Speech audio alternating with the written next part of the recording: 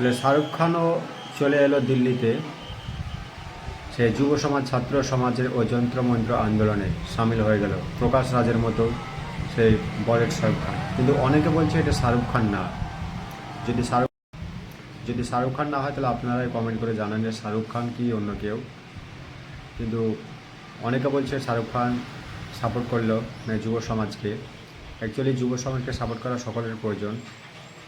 এটা কোনো ব্যক্তিগত আন্দোলন না, এটা মানে প্রত্যেকটা ছাত্র সমাজের আন্দোলন। এটা চাকরি তো নেই দেশে রাজ্যে, আবার এর মধ্যে আছে বড় লোকেদের জন্য আপনারা তো জানেন নেট পরীক্ষা পেপার বিক্রি হয়ে যাচ্ছে, যাদের টাকা তাদের কাছে।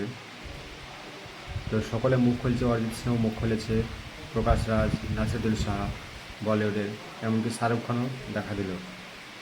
তো কেউ কেউ বলছে এটা শাহরুখ খান না, তাহলে আপনারা দেখুন শাহরুখ খান না। তো আমার চ্যানেলটিকে সাবস্ক্রাইব করুন পরবর্তী ভিডিওর জন্য।